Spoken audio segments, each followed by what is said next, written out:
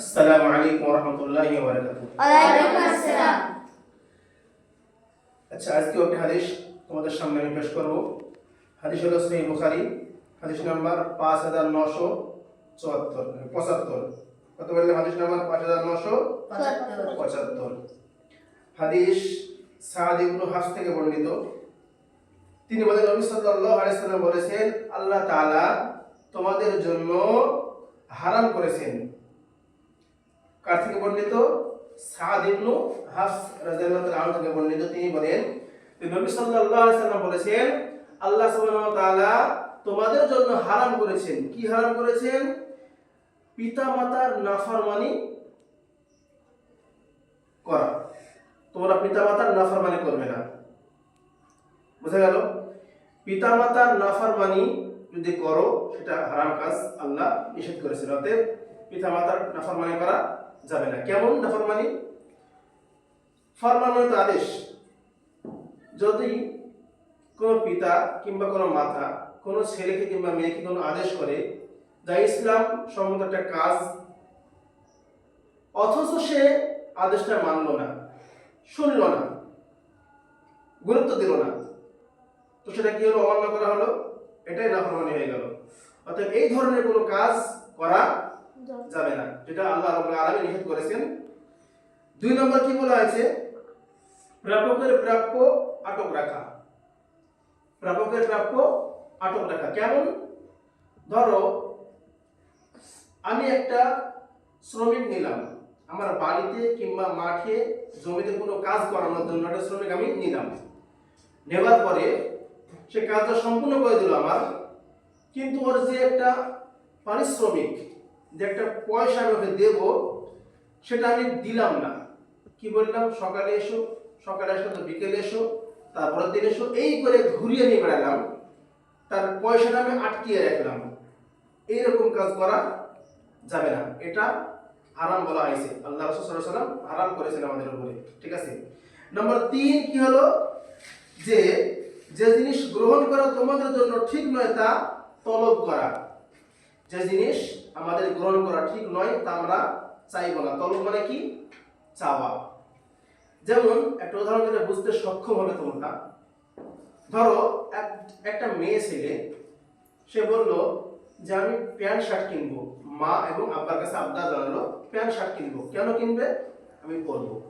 তো আদৌ কি মেয়ের জন্য প্যান্ট শার্ট পরা জায়েজ? জায়েজ না। ঠিক আছে? তো এই আবদারটা করা যাবে না। কোন একটা ছেলে বলল যে মা কিংবা আব্বু আমি নাইট কিনবো কিংবা চুড়িদার কিনবো, তো এটা কি যাবে? পরা যাবে? যাবে না, এটা হারাম।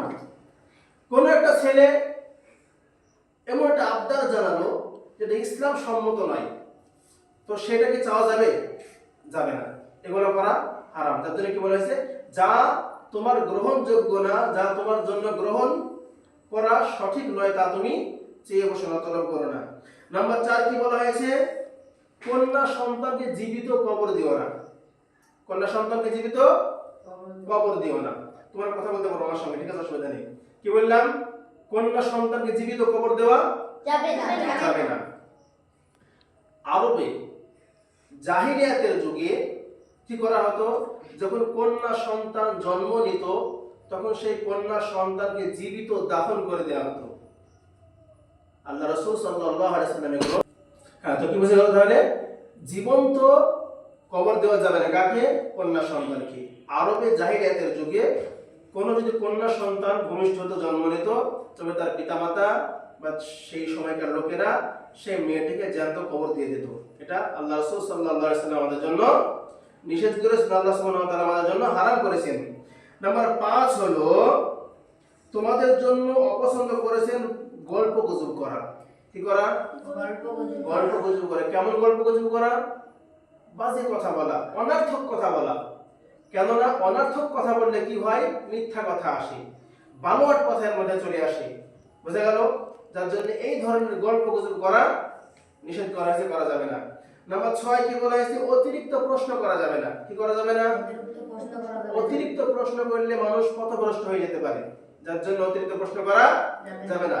তোমার যেটা প্রয়োজন, যেটা তোমার জানতে ইচ্ছুক, যে এটা জানাই লাগবে, নাহলে আমার জীবন চালিত হবে না, সেই ধরনের প্রশ্ন তুমি করতে পারো। নতুন প্রশ্ন করা, অতিরিক্ত করা ঠিক নয়। নাম্বার 7 হলো সম্পদ অপচয় করা। সম্পদ কি করা?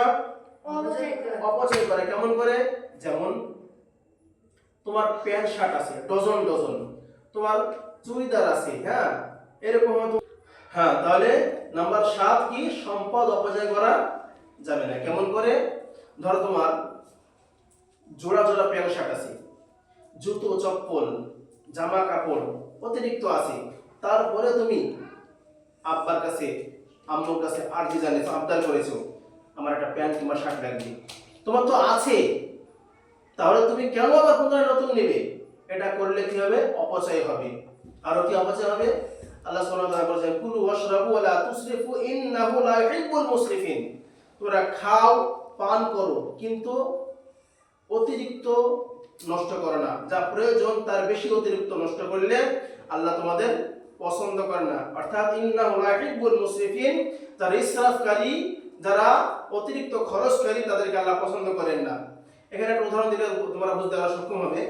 যখন আমরা খেতে বসি, খাস করে যেখানে খানার বাড়ি হয়, বিয়ের বাড়ি, কোনো অনুষ্ঠানে যখন আমরা খেতে বসি, অনেকে আছে এরকম লোক, খাবার দেখে লোভে কি করে প্লেট ভর্তি করে খাবার নিয়ে নেয়।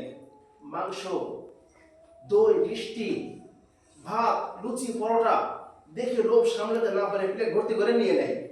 তারপরে কি হয়? শেষ খেতে পারে না, হয়তো সামান্য কিছু খেলো, খাওয়ার পরে সমস্ত খাবারটাই অবশিষ্ট হয়ে গেল, নষ্ট হয়ে গেল খাবারটা। এটা হচ্ছে কি? অপচয়। এটা করা যাবে না। আল্লাহ রাসূল সাল্লাল্লাহু আলাইহি ওয়াসাল্লাম বলেছেন, যদি তোমাদের খাবার পড়ে যায় তবুও সেটা তোমরা গুছিয়ে নিয়ে খেয়ে নাও, কুড়িয়ে নিয়ে খাও, কারণ ওই খাবারটা পড়ে গেছে, ওতে বরকত থাকতে পারে, ওই খাবারটা শয়তান ভক্ষণ করতে পারে, যার জন্য তুমি সেই খাবারটা কি করো? কুড়িয়ে পুনরায় ধুয়ে খেয়ে নাও। তাহলে এই খাবারটা আমাকে এরকম খেতে হবে। দ্বিতীয় নাম্বার একটা কথা বললে তোমরা বুঝতে পারবে, খাবার যখন আমরা খাই, খেতে বসি, তখন কি হয়? প্লেট ভর্তি করে খাবার যখন আমরা খাই, দেখা গেলো খাবারটা খেয়ে নিলাম, কিন্তু লাস্টে যে খাবারটা প্লেটে লেগে থাকে সেইটাকে চেটে মুছে খাওয়ার হুকুম আছে। কেন না বলা হয়েছে যে খাবারটা আমি খেলাম, সেই খাবারে যতটা ভিটামিন আছে তার চাইতে বেশি ভিটামিন আছে কিসে? প্লেটে যেটা লেগে আছে। অতএব এটা চেটে পুটে খাওয়াটা সুন্নাত, এতে গুরুত্ব বেশি আছে, এতে ভিটামিন বেশি আছে। তো ইনশাআল্লাহ আমরা আজ থেকে সকলেই হাদিসগুলো মানবো এবং এই মোতাবেক চলবো। ওয়া তাওফিক ইল্লা বিল্লাহ। আসসালামু আলাইকুম ওয়া রাহমাতুল্লাহি ওয়া বারাকাতুহু।